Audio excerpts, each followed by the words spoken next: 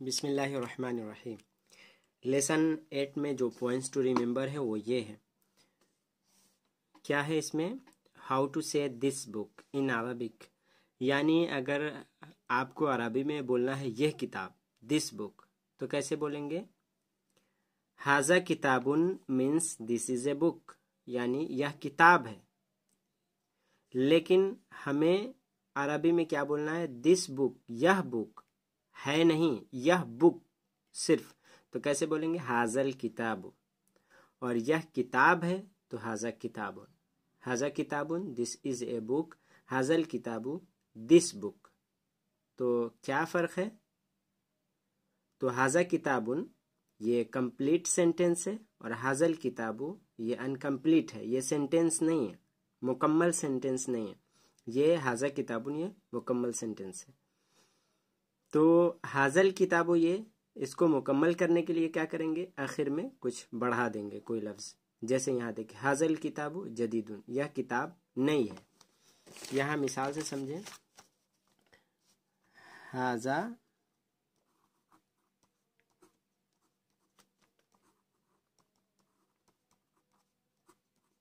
کتابن، یہ سینٹینس ہے، اس کا ترجمہ ہے یہ کتاب ہے، انگلش میں دس از اے بک، لیکن ہمیں کہنا ہے دس بک عربی میں، تو کیسے کہیں گے؟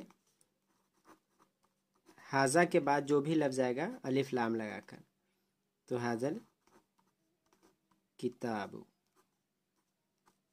یہ بک، یہ کتاب۔ حاضل کتابوں کو اگر کہتے ہیں یہ کتاب ہے تو غلط ہو جائے گا، یہ کتاب ہے اس کے لیے کیا بولیں گے؟ یہ سینٹینس بولیں گے، اور یہ کتاب، صرف یہ کتاب، تو یہ بولیں گے، یعنی حاضا کے بعد الف لام لگا کر۔ اگر ہمیں اسے کمپلیٹ سینٹینس بنانا ہے تو آخر میں کچھ بڑھا دیں گے، جیسے جدیدن، یہ کتاب نئی ہے۔ اسی طرح قدیمن بڑھا دے، کوئی بھی لفظ جو مناسب ہو۔ یہ کتاب قدیمن پرانی ہے، تو اس طرح سے وہی اس میں کہا گیا ہے کہ حاضا کتابن یہ کمپلیٹ سینٹینس ہے، حاضل کتاب انکمپلیٹ ہے۔ حاضا کتابن یہ کتاب ہے، حاضل کتاب یہ کتاب نہیں ہے، تو اس کے لیے حاضل کتابوں کے بعد جدیدن لفظ لائیں گے، حاضل کتاب جدیدن۔ اسی طرح یہاں دیکھیں آل ڈیمونسٹریٹو پروناؤنس، مطلب ہم جو پڑھ چکے ہیں، حاضا، حاضہی، ذالکا اور تلکا، یہ سب کیا ہے؟ Demonstrative pronouns. تو ان کے بعد اگر ایسا لفظ آ رہا ہے جو الف لام کے ساتھ ہے، الف لام کے ساتھ ہے، جیسے القلم، حاضا ہے، اس کے بعد آیا، تو یہ کمپلیٹ سینٹینس نہیں ہے۔ کمپلیٹ بنانے کے لیے کیا کریں گے؟ ادھر کچھ لگا دیں گے، حاضا القلم جمیل، یہ قلم خوبصورت ہے۔ اب دیکھیں یہ ذالک الرجل، وہ مرد، مہندس انجینئر ہے۔ ہذہ الساعۃ، یہ گھڑی، جمیلۃ خوبصورت ہے۔ تلک الممرضۃ من الیابان، وہ نرس جاپان سے۔ یہاں انگلش میں دیکھیں، ذالک الرجل مہندس، that man is an engineer. ہذہ الساعۃ جمیلۃ، دس واچ از بیوٹیفل۔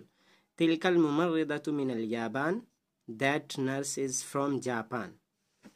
اب یہاں دیکھیں، اس میں کیا ہے کہ جو بھی لفظ ہے عربی کا، نارمل حالت میں کیا ہوتا ہے؟ پیش پڑھتے، البیت، یہ نارمل حالت ہے، اس پہ زبر دینے والا، زیر دینے والا کوئی حرف نہیں ہے، ادھر کوئی ورڈ نہیں ہے، اس لیے نارمل حالت ہے۔ تو البیت، جیسے انسان کی 3 حالت ہوتی ہے، ایک خوشی کی حالت ہوتی ہے، ایک غم کی حالت ہوتی ہے، ایک نہ خوشی نہ غم، نارمل حالت۔ تو خوشی کی حالت کب ہوتی ہے؟ جب انسان کو خوشی والی خبر ملتی ہے۔ غم زدہ انسان کب ہوتا ہے؟ جب کوئی دکھ کی خبر سنے۔ اگر دکھ کی خبر اور سکھ کی خبر یعنی خوشی اور غم دونوں کی خبر نہ ہو اس کے پاس تو نارمل حالت ہوتی ہے انسان کے اوپر۔ اسی طرح عربی لفظ میں 3 حالت ہے، زبر، زیر، پیش۔ تو پیش یہ نارمل حالت ہے، اس پہ اگر زبر اور زیر دینے والا کوئی حرف نہیں ہے تو نارمل حالت یعنی پیش میں۔ تو البیتو یہ نارمل حالت ہے، یہ پیش ہے۔ جمیلن یہ بھی۔ تو البیتو جمیلن گھر خوبصورت ہے، انگلش میں the house is beautiful۔ بلال فی البیت، یہاں البیت دیکھیں نارمل حالت میں نہیں ہے، کیوں؟ کیونکہ فی یہ زیر دینے والا حرف ہے یہاں پہ، تو اس لیے فی البیت ہی ہوگا، فی البیتو کہنا غلط ہو جائے گا۔ تو بلال فی البیت، بلال گھر میں ہے، بلال از ان دا ہاؤس۔ ھذا مفتاح البیت، یہاں دیکھیں البیت زیر ہے، یہ نارمل حالت میں نہیں ہے، کیوں؟ کیونکہ مفتاح مضاف ہے، البیت مضاف الیہ، اور مضاف الیہ کیا ہوتا ہے؟ زیر کی حالت میں، یعنی اس پہ زیر ہوگا۔ تو ھذا مفتاح البیت، یہ گھر کی چابی ہے، انگلش میں دس از دا کی آف دا ہاؤس۔